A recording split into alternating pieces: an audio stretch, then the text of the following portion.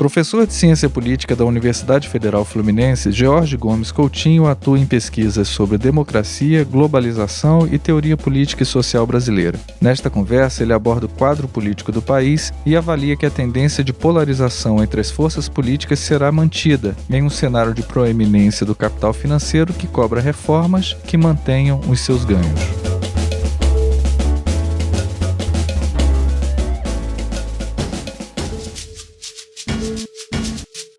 Professor, essa conversa é para a gente tentar entender um pouco o cenário político brasileiro, a conjuntura atual, mas também talvez fazendo algum resgate da construção do pensamento político brasileiro, né, para a gente entender como que a gente chegou até aqui. Né? Uhum. Eu queria que, se fosse possível, eu sei que é muito complexo, complicado, sobretudo num tempo muito enxuto, mas é possível mapear quais são as forças políticas que a gente tem operando no país hoje, quais são as tendências, né? Diz-se, por exemplo, que somos um país conservador, mas que tipo de conservadorismo é esse? Né? A gente tem aqui desde liberais, que são extremamente dependentes do Estado, até movimentos de esquerda, que às vezes têm conotações reacionárias também. Uhum. Enfim, que caldeirão é esse em que a gente está envolvido? Bom, primeiro agradecer o convite para estar aqui discutindo hoje essas questões com vocês, que são realmente... Você não tem como pegar por uma chave de análise somente ou por uma variável somente. Na verdade, nesse momento, uma conjunção de variáveis. E como é um fenômeno muito complexo, é difícil você se centrar só numa área de conhecimento. Você acaba tendo, para tentar dar conta minimamente do fenômeno, da conjuntura política contemporânea, você acaba tendo que dialogar com outras áreas de conhecimento, a filosofia, a história, a sociologia, a própria ciência política, etc. Bom, o cenário hoje brasileiro, alguns apontam como o momento em que a nova república, seja aquela justamente iniciada a partir de 88, ou seja, tendo como marco a Constituição de 88, ela se encerra. Né? Ou seja, as forças políticas que até então guiaram a República de 88 para cá, se você pegar, por exemplo, as eleições da década de 90, inclusive até hoje, elas foram muito bipolarizadas. Nós tínhamos dois grandes partidos com propostas ideológicas razoavelmente distintas, no caso o Partido dos Trabalhadores e o Partido Social Democracia Brasileira, guiando. E o PMDB como uma espécie de eminência parda, né, que poderia depois conferir governabilidade. Inclusive o PMDB ele participou de todos os governos da década de 90 para cá. Desde 80 para cá. Né? 80 para cá. Está aqui o professor Marcos Nobre, da filosofia da Unicamp, não por acaso diz que o PMDB é o partido mais poderoso do planeta. A despeito da questão ideológica, política ou programática dos partidos, o PMDB está sempre presente. Bom, como é que a gente consegue entender minimamente o que está acontecendo? Também se discute que há uma crise da democracia representativa liberal, mas não é um problema somente brasileiro. Né? Na verdade, em termos globais, nós vemos isso um pouco com a ascensão da extrema-direita nos países europeus, no caso francês, a Áustria, que se não tomam o poder, assustam. Né? No caso Trump, norte-americano, nós vemos nesse momento o seguinte, os estados nacionais, inclusive esse é um diagnóstico do falecido Zygmunt Bauman, né? Os estados nacionais, eles se encontram nesse momento num grau de fragilidade tão grande que os governos não conseguem entregar o que eles prometem. Mas qual a razão dessa fragilidade? Nós temos uma grande proeminência do capital financeiro, uma grande financiarização da economia que começa desde a década de 70, e isso vai se avolumando de lá para cá, né? E isso acaba coordenando as agendas dos governos nacionais e, obviamente, a social-democracia, os governos mais moderados, encontram uma profunda dificuldade de entregar ao eleitor aquilo que eles prometem. Isso gera os fenômenos dos populismos, né? Nesse caso, nesse momento em particular, muito mais próximos a ideologias mais conservadoras, mais à direita, etc. Ou seja, a ideia de um salvador da pátria, né, que vai justamente colocar em prática as agendas que o eleitorado, por exemplo, desejaria. Isso no cenário global, né? Agora, no caso em particular do Brasil, nós temos variáveis muito específicas, não tanto pensando na tese da jabuticaba. Ou seja, nós não estamos descolados do mundo, nós fazemos parte desse planeta globalizado com alto índice de financiarização. No caso particular do Brasil, de 2013 para cá, nós assistimos alguns movimentos que eles indicam uma certa falência de atores políticos tradicionais. No caso, atores políticos tradicionais, tanto em termos de indivíduos, lideranças, quanto de partidos, né? Se nós pegarmos, por exemplo, as agendas dos movimentos sociais de rua de 2013, nós tínhamos... Que eram múltiplas também, né? Eram múltiplas. Sinalizavam para tudo quanto é canto ali. Exatamente. Né? Mas existia alguma coisa que unificava aqueles agrupamentos, que era, em termos de pauta de reivindicação... Era meio contra tudo isso que está aí, né? Sim, mas também existiam pautas de reivindicação inclusiva. Se pegar, por exemplo, o lema dos movimentos de São Paulo, né, não é somente pelos 20 centavos, sendo que o que deflagrou aqueles movimentos foi justamente o aumento das tarifas de transporte urbano, né? Mas, além disso, existiam disputas, por exemplo, sobre o uso do dinheiro público, né? Ao mesmo tempo, um movimento reivindicatório que exigia maior qualidade de transporte público, acessibilidade urbana, educação, saúde. Que a gente deve lembrar que naquele contexto havia uma Copa do Mundo vindoura, Olimpíadas, etc. Mas, em paralelo a isso, os movimentos negavam a atuação dos partidos. Né? Eu não sei se você tem memória, mas naquele momento, por exemplo, a partidos até mesmo de esquerda, com pautas de reivindicação muito similares, eram rechaçados. Né? A partir disso, alguns colegas talvez discordem de mim, mas o modus operandi daqueles movimentos de rua de 2013 começaram a se reproduzir pegando grupos, por exemplo, como o Vem Pra Rua, né, Brasil Livre e etc., né, que você utiliza as redes sociais como aglutinadores, e, ao mesmo tempo, há uma repetição, que é a negação, mais uma vez, dos sistemas tradicionais de atuação dentro do espaço político, dentro do sistema político. Né? As forças tradicionais demoraram ou talvez até nem conseguiram ainda um diálogo com essas formas de articulação? O diagnóstico... Porque parece muito lento, né? Sim. A adaptação a esse cenário. Você pegar o poder instituído, as representações tradicionais dos partidos, sindicatos até, os movimentos mais, né, com aquele formato mais tradicional, demoram a entender essa nova dinâmica, demoram a perceber, por exemplo, um movimento que se diz sem liderança, né, que se diz, não, ninguém aqui é líder e tal. No entanto, a realidade impõe capacidade decisória, impõe assumir o poder e exercer o poder, coisa que às vezes um movimento que se diz sem liderança, um movimento que é feito assim, às vezes não consegue ter essa unidade de agenda e essa capacidade de interferir. E aí a gente continua com os mesmos atores. A gente teve uma mudança enorme no país, em termos de debate, de participação popular, essa coisa toda, mas quando você vai olhar para o Congresso, você vai olhar para os partidos, né, basicamente os mesmos personagens, né? Tanto de um espectro quanto do outro, se falarmos dessa polaridade. Né? A gente tem, por exemplo, no campo da esquerda, um cenário em que você coloca como grande aposta ainda da esquerda para garantir um determinado projeto de país, é uma candidatura que ainda é do Lula. O Lula continua sendo essencial para o campo da esquerda, né? E nos campos mais conservadores também, né? Embora eles tenham problemas lá, sobretudo agora com a Aécio, tem dificuldades com o Alckmin, e aparecem umas figuras assim malucas tipo Dória, ou né, umas coisas mais midiáticas assim, mas também não são grandes novidades assim. Mas justamente acho que esse é um dos aspectos mais trágicos dos movimentos espontâneos que surgiram de 2013 para cá. Nós, como eu falei, nós estamos numa democracia representativa liberal.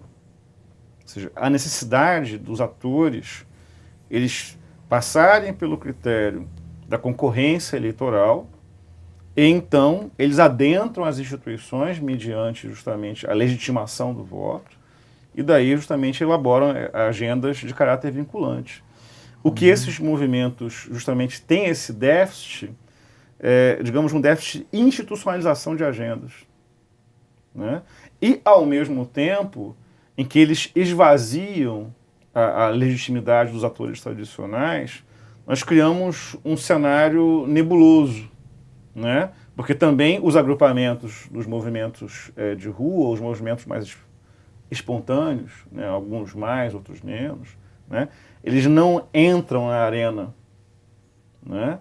É uma situação bastante complexa, né? Porque neste momento, inclusive, se debate se nós teríamos eleições diretas ou eleições indiretas na hipótese do Temer cair, que é uma hipótese, ou seja, neste momento não há nada factual, né? Quais seriam os atores que iriam justamente ocupar essa lacuna de poder, né? Até o momento não aparece. E, por outro lado, outra questão também bastante trágica, como os movimentos espontâneos de ruas utilizam muita linguagem das redes sociais e as lideranças tradicionais não utilizam ou utilizam muito pouco, tem surgido outsiders, né? Por exemplo, o caso do Dória e até mesmo o Bolsonaro. Inclusive o Jair Bolsonaro nesse momento ele conta com um grau de popularidade dentro das redes sociais enorme, um grau de adesão ao que ele discute, as propostas enorme. Engajamento, né, como Sem se diz dúvida. nas redes. Que é bastante complexo, digamos, no curto prazo, né? Na medida que o sistema político ele se encontra bastante fragilizado, inclusive por questões judiciais e criminais, né? E nós depois podemos até discutir se há um excesso de ativismo judicial ou não e quais consequências disso para o sistema político brasileiro, né? Você gera um cenário quase que de anomia. Eu, particularmente, eu acho pouco provável que nós tenhamos, para o curtíssimo prazo, uma leitura ensolarada e otimista do cenário. Que até mesmo, por exemplo, uma liderança como o Lula, né, ele já, quando ele retorna, né, com uma possibilidade eleitoral, né, ele já demonstra uma fragilidade de formulação da própria centro-esquerda no Brasil. Né? Ou seja, nós já tivemos a experiência do PT no poder, né, com erros e acertos, ao mesmo tempo que não houve uma autocrítica suficiente de como foi feita essa experiência, né? Também não foram geradas novas lideranças, né? Um nome, por exemplo, do Partido dos Trabalhadores, que quase despontou como Fernando Haddad. Ele foi desidratado nesse momento em que há uma profunda polarização da política, porque esse também é um ingrediente bastante tóxico, a polarização, porque o eleitorado, neste momento, ele não está discutindo qualidade de agenda, ele está discutindo adesão a uma legenda ou não. Se você, por exemplo, por exemplo, vamos pegar esse binômio, né? Tucano ou petista, ou em termos gastronômicos, mortadela ou coxinha, né? Você está meramente preocupado se aquele indivíduo ou aquele grupo político faz parte de A ou B. Você não discute as consequências daquela proposta que está ali apresentada. Isso, obviamente, é problemático para a qualidade da democracia. Nos governos Lula, né, e isso foi construído desde o processo de eleição dele, ou seja, naquela campanha que ele efetivamente foi eleito, né, na de 2002. Sim. Ali naquele momento foi possível construir alguma ideia de diálogo nacional. Teve aquela história da Carta aos Brasileiros. Sim. E aí você tinha um empresariado nacional ainda, o próprio vice do Lula, e você tinha um empresariado nacional, né, ali com ele, o PMDB sempre, né, continuando e tal. Havia ali uma espécie de momento nacional em que isso foi suportável para parcela de algumas elites, né? Tanto que o Lula, a despeito de das dificuldades que passou, inclusive com denúncias pesadíssimas também, com relação ao mensalão, por exemplo, né? Ele não sofreu um processo de impeachment. Quando se dizia nas campanhas anteriores, né, aquela história do Lula, né? Se for candidato, se for eleito, não toma posse, aquela história toda. E, no entanto, ele exerceu os 2 governos e tal, coisa que não aconteceu com a Dilma. Justamente porque a Dilma pegou esse momento mais de acirramento, de polarização, né, mais acirrada. Sim. Hoje, o que se diz, por exemplo, da campanha de Lula, inclusive de uma possível campanha Lula, né, dentro da própria esquerda, de que essa composição nacional, esse tal pacto de governabilidade já não está mais no cenário possível. Ou ele vem com uma candidatura de esquerda mesmo, né? Sem essa história de diálogo. Ou seja, a perspectiva é de a gente manter esse cenário de polarização mesmo, né? No curto prazo, sim. Dentre os colegas da área de ciência política, há majoritariamente um consenso de que as eleições de 2018 elas podem ser similares em termos de pulverização de votos, como nós tivemos em 89, por exemplo. Né? Porque nesse momento há projetos que talvez eu diria que o projeto mais consolidado neste momento no Brasil é do setor financeiro, em primeiro lugar, e em segundo lugar do capital produtivo. Né? Nesse momento do setor financeiro há uma grande preocupação com relação a que toda a crise de crédito que beneficia bastante os grandes bancos brasileiros, né? Não deixe de gerar os dividendos que estão sendo gerados. Né? E, num segundo momento, como nós temos no Brasil um tipo de capitalismo bastante predatório e selvagem, os setores produtivos acreditam que justamente a diminuição das regras que regulam as relações de trabalho no Brasil sejam interessantes. Né? Acho que essa é a agenda mais consolidada que nós temos. Tanto é que o Temer, neste momento, ainda não caiu. Há agrupamentos que financiam, que prestam um tipo de voto de confiança ao Temer, por justamente ele manter esse tipo de agenda. Nesse momento nós temos uma crise de crédito absurda no Brasil. Né? Ou seja, as dívidas dos estados, de pessoas jurídicas, de pessoas físicas, extrapolaram nos últimos anos por conta justamente que temos uma taxa de juros que é das mais altas do planeta. Então alguém ganha muito com isso. Agora, um grupo que venha a enfrentar esse tipo de status quo, nesse momento, invariavelmente vai ter que lidar com a polarização. Ou vai polarizar ainda mais. Né? Agora, o que pode vir disso? Como eu sempre digo, quem costuma prever o futuro, ou nesse momento são os astrólogos ou os economistas do capital financeiro. Né? Para tentar construir o futuro. Prever é mais vontade de construir do que previsão. Né? Pois é, porque neste momento, como eu disse, será que, por exemplo, o Partido dos Trabalhadores tem uma agenda de enfrentamento de algo que já está tão profundamente consolidado? Né? Você pega, por exemplo, a atuação da mídia corporativa. Né? Há um discurso quase monocromático, inquestionável, com relação, por exemplo, à aprovação da reforma previdenciária e etc. A despeito de toda a impopularidade disso, né? Pois é, o que é uma outra questão. Né? Porque no Brasil nós temos uma relação da cultura política em que a ideia de popularidade muitas vezes está relacionada à ideia de legitimidade. Né? E, portanto, o nosso caldo democrático também deriva um pouco dessa relação entre popularidade e legitimidade. Se há uma agenda que, neste momento, ela é antipopular, ou seja, ela não conta com respaldo, nós podemos perguntar, é uma agenda legítima? E, para além disso, contando justamente com a cultura política que nós temos, será que é uma agenda democrática? Bacana, professor. Obrigado. Dá para a gente bater um papo aqui por muito mais tempo. Com certeza. A gente tem uma limitação assim, né? Muito bacana. Acho que ajudou a gente a entender um pouquinho desse momento que a gente está vivendo aí. Eu que agradeço o convite. Na próxima ocasião a gente discute outros elementos, porque a política brasileira... O Pedro Manona, que inclusive não sou fã, dizia, né, que no Brasil até o passado é incerto. Então, imagino daqui por diante. Sim, falou. Obrigado. Eu que agradeço.